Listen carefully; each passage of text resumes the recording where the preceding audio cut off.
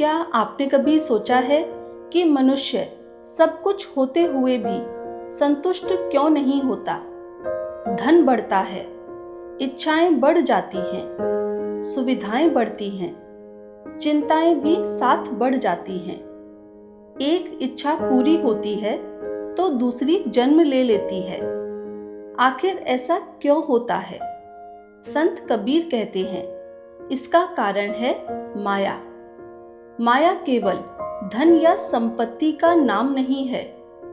मन में उठने वाला मोह, लोभ, तृष्णा, मान और आसक्ति, ये सब माया के ही रूप हैं। यही माया मनुष्य को सत्य से दूर और संसार के बंधनों में बांधे रखती है। आज कबीर दोहा ग्रंथ के इस अध्याय में हम संत कबीर के 5 ऐसे अमूल्य दोहों को समझेंगे जो हमें माया के वास्तविक स्वरूप और उससे मुक्त होने का मार्ग बताते हैं। माया मरी न मन मरा, मर मर गए शरीर, आशा तृष्णा न मरी, कह गए दास कबीर। संत कबीर कहते हैं कि केवल शरीर के नष्ट हो जाने से माया समाप्त नहीं होती।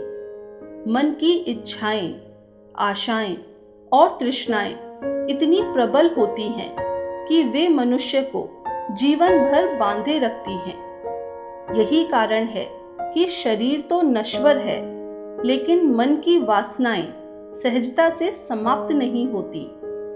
इस दोहे में संत कबीर मनुष्य के भीतर छिपे सबसे बड़े बंधन की ओर हमारा ध्यान आकर्षित करते हैं। सामान्यतः लोग यह मानते हैं कि माया केवल धन संपत्ति या भौतिक वस्तुओं का नाम है, लेकिन संत कबीर बताते हैं कि माया की जड़ मन के भीतर है। जब तक मन इच्छाओं से भरा रहेगा, तब तक संतोष संभव नहीं है। एक इच्छा पूरी होते ही दूसरी जन्म ले लेती है। यही क्रम जीवन भर चलता रहता है। इसलिए मनुष्य बाहर से कितना भी समृद्ध क्यों न हो, भीतर से कभी तृप्त नहीं हो पाता। संत कबीर हमें यह समझाना चाहते हैं कि सच्ची मुक्ति बाहरी वस्तुओं का त्याग करने से नहीं, बल्कि मन की तृष्णा को पहचानने और उस पर विजय पाने से मिलती है। जीवन में आवश्यक वस्तुएं रखिए, लेकिन इच्छाओं को अपने ऊपर शासन मत करने दीजिए। संतोष ही वह धन है जो मनुष्य को वास्तविक सुख और शांति प्रदान करता है। पहले दोहे में संत कबीर ने बताया कि माया की जड़ हमारे मन की तृष्णा में है, लेकिन प्रश्न यह है कि यदि माया इतनी आकर्षक है तो मनुष्य उसके मोह में फंसता कैसे है? इसी रहस्य को संत कबीर अगले दोहे में दीपक और पतंगे के सुंदर उदाहरण से समझाते हैं।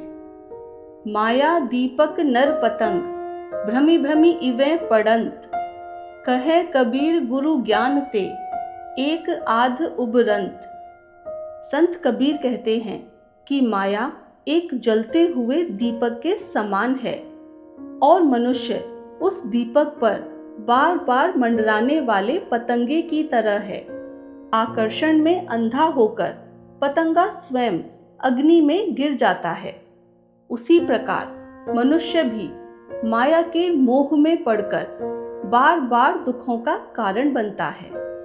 संत कबीर कहते हैं कि केवल गुरु का सच्चा ज्ञान ही इस मोह से किसी विरले व्यक्ति को बचा पाता है। इस दोहे में संत कबीर ने माया के आकर्षण को अत्यंत सरल और प्रभावशाली उदाहरण से समझाया है।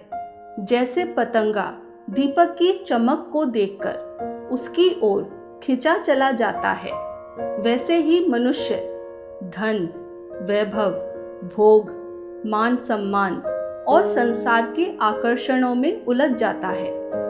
उसे यह भ्रम होता है कि इन्हीं में सुख और शांति छिपी है, लेकिन धीरे धीरे यही आकर्षण बंधन बन जाता है। जितना मनुष्य माया के पीछे भागता है, उतना ही वह अशांत होता जाता है।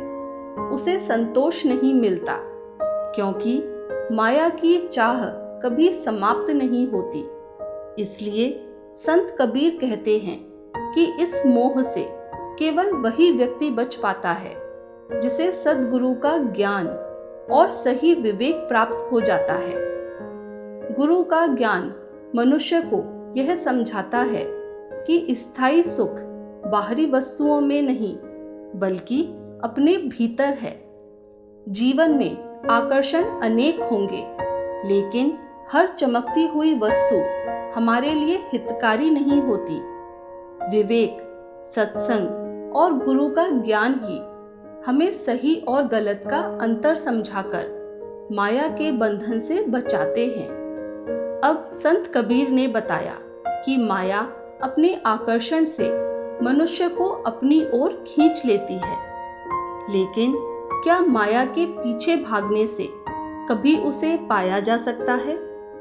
या फिर उसका स्वभाव ही कुछ ऐसा है कि जितना हम उसके पीछे भागते हैं, वह उतनी ही दूर होती जाती है। इसी गहरे सत्य को संत कबीर अगले दोहे में अत्यंत सुंदर उदाहरण के साथ समझाते हैं। माया छाया एक सी, बिरला जाने कोय, भागत के पीछे फिरे, सम्मुख भागे सोए। संत कबीर कहते हैं कि माया और छाया का स्वभाव एक जैसा है। जो व्यक्ति माया के पीछे भागता है, उसके हाथ वह कभी नहीं आती, लेकिन जो उससे विमुख होकर अपने कर्तव्य, सत्य और ईश्वर की ओर बढ़ता है, उसके पीछे माया स्वयं चलने लगती है। इस रहस्य को बहुत कम लोग समझ पाते हैं। इस दोहे में संत कबीर जीवन का एक अत्यंत गहरा नियम बताते हैं। जब मनुष्य अपना पूरा जीवन धन, वैभव और भौतिक सुखों को पाने में लगा देता है, तब भी उसके भीतर संतोष नहीं आता। एक इच्छा पूरी होती है तो दूसरी सामने खड़ी हो जाती है। इस प्रकार माया का पीछा करते करते पूरा जीवन बीत जाता है। इसके विपरीत जो व्यक्ति अपने जीवन का उद्देश्य केवल धन कमाना नहीं, बल्कि सत्य, सेवा, सदाचार और ईश्वर को बनाता है, उसके जीवन में आवश्यक साधन स्वतः आने लगते हैं। वह माया का दास नहीं बनता, बल्कि माया उसके जीवन का साधन बन जाती है। यही कारण है कि संत कबीर कहते हैं कि माया छाया के समान है। छाया को पकड़ने के लिए उसके पीछे भागेंगे तो वह दूर होती जाएगी, लेकिन यदि आप अपने मार्ग पर आगे बढ़ते रहेंगे तो वही छाया आपके पीछे पीछे चलेगी। यही जीवन का संतुलन है। माया का उपयोग कीजिए, लेकिन उसे अपना स्वामी मत बनने दीजिए। धन और साधनों के पीछे जीवन मत बिताइए। अपना लक्ष्य उत्तम कर्म, सच्चा चरित्र और ईश्वर का स्मरण बनाइए। जब जीवन सही दिशा में चलता है तो आवश्यक माया भी उचित समय पर साथ चलने लगती है। अब तक संत कबीर ने बताया कि माया मनुष्य को आकर्षित करती है और उसके पीछे भागने वाला कभी संतुष्ट नहीं होता। लेकिन यदि माया इतनी शक्तिशाली है तो क्या वह केवल कुछ लोगों को ही बांधती है, या फिर पूरा संसार उसके जाल में फंसा हुआ है? इसी प्रश्न का उत्तर संत कबीर अगले दोहे में अत्यंत स्पष्ट शब्दों में देते हैं। कबीर माया पापिनी, फंद ले बैठी हाट, सब जग तो फंदे पड़ा, गया कबीरा काट। संत कबीर कहते हैं कि माया एक ऐसी पापिनी है जो संसार रूपी बाजार में अपना फंदा बिछाकर बैठी है। लगभग पूरा संसार उसके जाल में फंसा हुआ है। लेकिन जिसने सद्गुरु के ज्ञान, विवेक और आत्मचिंतन का मार्ग अपनाया, वह इस बंधन को काटकर मुक्त हो गया। इस दोहे में संत कबीर माया की व्यापकता का चित्र प्रस्तुत करते हैं। वे संसार को एक विशाल बाजार के समान बताते हैं, जहां हर ओर आकर्षण ही आकर्षण दिखाई देता है। कहीं धन का लोभ है, कहीं पद का मोह, कहीं प्रतिष्ठा की चाह है, तो कहीं इंद्रियों के सुख का आकर्षण। मनुष्य इन्हीं मोहों में उलझकर अपने जीवन का वास्तविक उद्देश्य भूल जाता है। संत कबीर कहते हैं कि माया किसी एक व्यक्ति को नहीं, बल्कि पूरे संसार को अपने फंदे में बांधने का प्रयास करती है। इसलिए केवल बाहरी त्याग से मुक्ति नहीं मिलती। जब तक मनुष्य के भीतर विवेक जागृत नहीं होता, तब तक वह किसी न किसी मोह में बंधा ही रहता है। सद्गुरु का ज्ञान मनुष्य को यह पहचानने की शक्ति देता है कि क्या साधन है और क्या बंधन। यही पहचान उसे माया के जाल से बाहर निकालती है। संसार में रहते हुए माया से भागना आवश्यक नहीं है, बल्कि उसके बंधन को पहचानना आवश्यक है।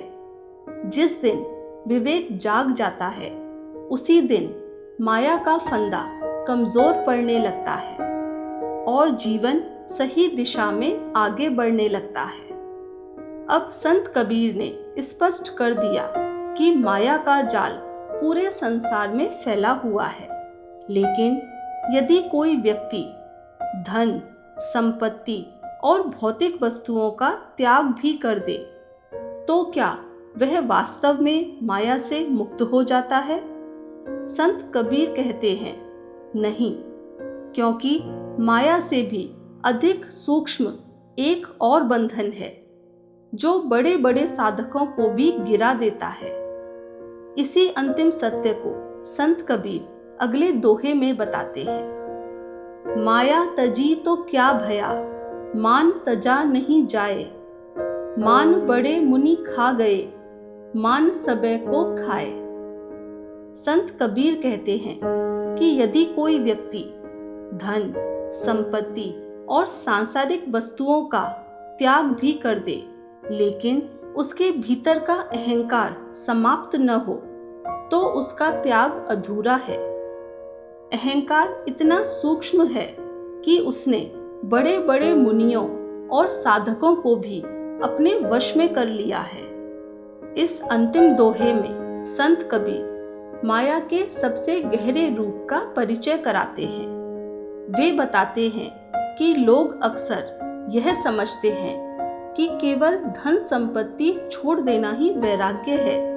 लेकिन यदि मन में यह भावना बनी रहे कि मैं बहुत बड़ा त्यागी हूँ, मैं सबसे अधिक ज्ञानी हूँ, या मैं दूसरों से श्रेष्ठ हूँ, तो यह भी माया का ही एक रूप है। यही अहंकार सबसे सूक्ष्म बंधन है। इसे पहचानना सबसे कठिन होता है, क्योंकि यह धर्म, ज्ञान और तपस्या के पीछे भी छिप सकता है। इसलिए संत कबीर कहते हैं कि केवल बाहरी त्याग पर्याप्त नहीं है। जब तक मन का अभिमान समाप्त नहीं होता, तब तक वास्तविक मुक्ति संभव नहीं है। सच्चा साधक वही है जो संसार में रहते हुए भी विनम्र बना रहे, अपने हर कार्य का श्रेय ईश्वर को दे और स्वयं को सदैव सीखने वाला माने। यही सच्चे वैराग्य और आध्यात्मिक जीवन की पहचान है। त्याग का मूल्य बाहरी वस्तुओं को छोड़ने में नहीं, बल्कि भीतर के अहंकार को छोड़ने में है। विनम्रता ही वह द्वार है जहां से सच्चा ज्ञान, भक्ति और आत्मिक शांति जीवन में प्रवेश करती है। संत कबीर के इन 5 दोहों में माया का संपूर्ण स्वरूप अत्यंत सरल और गहन शब्दों में समझाया गया है। पहले दोहे में उन्होंने बताया कि माया की जड़ हमारे मन की आशा और तृष्णा है। दूसरे दोहे में समझाया कि माया का आकर्षण दीपक की लौ के समान है, जो अज्ञानवश मनुष्य को अपनी ओर खींच लेता है। तीसरे दोहे में उन्होंने बताया कि माया और छाया का स्वभाव एक जैसा है। जो उसके पीछे भागता है वह कभी संतुष्ट नहीं होता, लेकिन जो सत्य और कर्तव्य के मार्ग पर चलता है उसके लिए माया स्वयं साधक बन जाती है। चौथे दोहे में संत कबीर ने संसार को माया के जाल से सावधान किया और बताया कि सद्गुरु का ज्ञान और विवेक ही इस बंधन को काट सकते हैं। और अंतिम दोहे में उन्होंने सबसे गहरी बात कही, यदि धन छोड़ भी दिया लेकिन अहंकार नहीं छोड़ा तो वास्तविक मुक्ति अभी भी दूर है। आज के समय में माया केवल धन तक सीमित नहीं है। प्रसिद्धि, पद, दिखावा, सोशल मीडिया की पहचान, तुलना और अंतहीन इच्छाएं भी माया के ही नए रूप हैं। यदि हम संत कबीर की इन शिक्षाओं को अपने जीवन में उतार लें तो हम संसार में रहते हुए भी संतुलित, शांत और संतुष्ट जीवन जी सकते हैं। इसी संदेश के साथ आज का कबीर दोहा ग्रंथ यहीं समाप्त होता है। यदि आपको संत कबीर की यह वाणी और उसका सरल अर्थ पसंद आया हो तो इस वीडियो को अपने परिवार और मित्रों के साथ अवश्य साझा करें। अगले अध्याय में संत कबीर के एक नए विषय पर आधारित अमूल्य दोहों के साथ फिर मिलेंगे। धन्यवाद। जीवन ज्ञान, जहां हर कहानी में एक सच छुपा है।